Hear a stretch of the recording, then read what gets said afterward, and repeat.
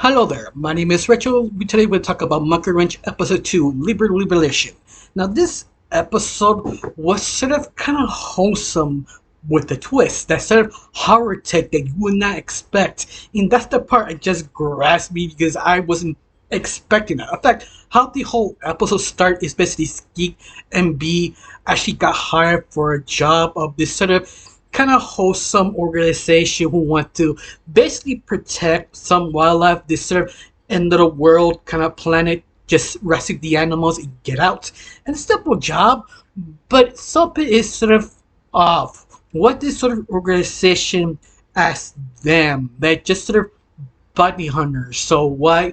I mean, not bunny hunters. They're a little bit more than bunny hunters, but you get the idea. You don't want, I don't know, ask question. Why you asking them that you are a, you can say a big organization. At least you have people. Possibly, how the doctor explains very quickly is that they don't have the budget, but at the same time, sort of question it. In fact, later on the episode, Skid and B do notice something is sort of off, but they're not sure what. Of course, this time you get a little bit more information of Skeet, like he's sort of a comic book nerd, not a comic book nerd, and more that he is just a fan of Saturday morning cartoons, that he learns everything for Saturday morning cartoons. And that's sort of kind of fun to understand Skeet. Second thing you learn about him, that he used to be a cop. That sort of surprised me because Skeet doesn't really scream, be an honest man, or be an officer of law. I wonder what kind of caused him to be a cop, or why he actually quit, because it doesn't fit Skeet. I mean, he did it. He did. Doesn't explain it. He just sort of briefly says something at the very end of the episode, but we get to that.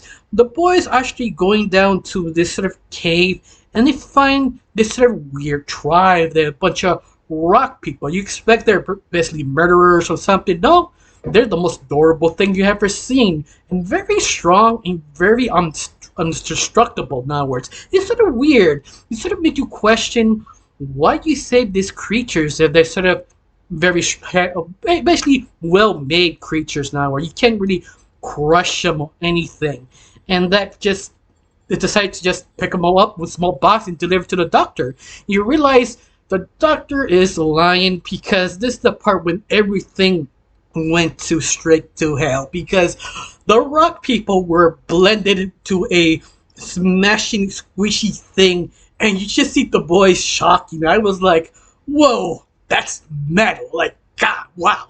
I was like, my heart. The only one who survived is the queen or king. I don't know what gender it was. For right now, let's call it the queen for right now. And she wants, well, not once. She wants vengeance, not words, but not bloodthirsty. But at the very end, she didn't know what to do.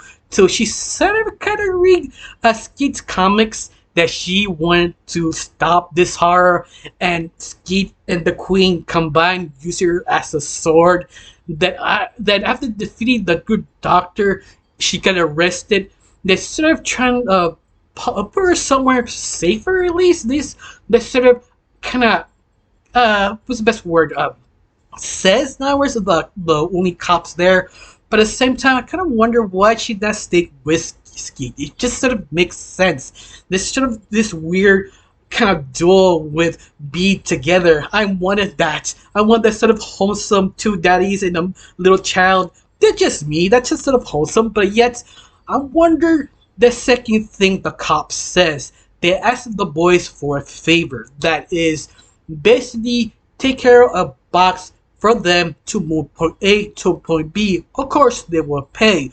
But I found it fascinating. Episode 1, the original one, they left as a cliffhanger that something that box is so dangerous can actually kill them. And the cops sort of forgot to actually explain that to them. So I wonder if they come back with that idea. Is that box they actually gave him is the most dangerous thing in the world? The Skid and B have to deal with it.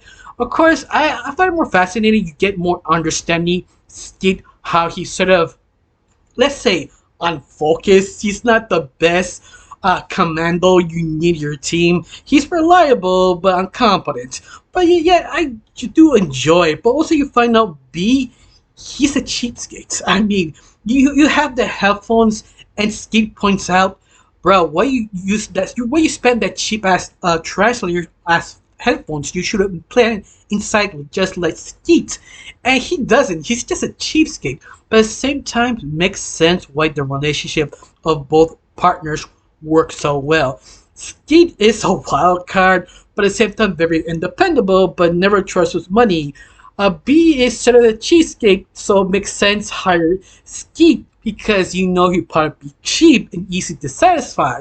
So yeah, I can see why these two work so well. Even they bust their own balls every time the other one screws up.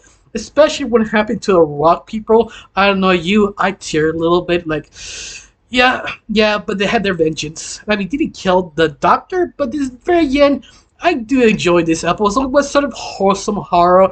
You can see the doctor pretend to be a good person. The very end, she's evil. In fact, I did like the design of the Doctor. That they look like kind of plant based, but the face is sort of like her hair or like her other half. In other words, she was sort of covered with this sort of weird tangly thing that she removed her jacket. That's her real face, her belly. That's sort of maniacal, evil, but sort of old sort of boomer in other words, because that's the best way to describe the Doctor. She was sort of that sort of boomer back in my day. We have this like yeah, I know, but why why it's one of the things that I feel she was a very interesting villain. Not the most fascinating, but good enough for one hit kind of villain that she was enjoyable. She was sort of funny. But hopefully maybe she can come back, maybe develop more of that character or not. How you feel about the villain? You feel she was interesting as a character. But of course I did like Skeet and B sort of kind of conversation that attempted to not break no more contracts. But the question is, should you break a contract or not depends on sort of the deal, or at least ask the question, what is the mission and why? Like, I think that's sort of B's fault because he's the smartest one, the one who runs the company. He should have asked more deeper questions. Skeet is sort of obvious, he just cares about the money, but at the very end, you kind of understand why they sort of argue. You also understand how both of them work. Like, they know they have flaws, but at the same time, they kind of are good people, push them in the right direction. Except for Skeet, because even they kill all the rock people, Skeet only cares about his car.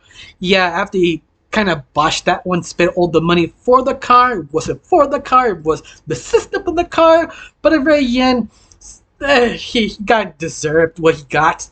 Besides that, I got much to say. Do you like this episode of New Monkey Wrench episode 2? Tell me down below, let me know. I got nothing else to say, just thank you for watching, don't forget to subscribe, and have a wonderful day.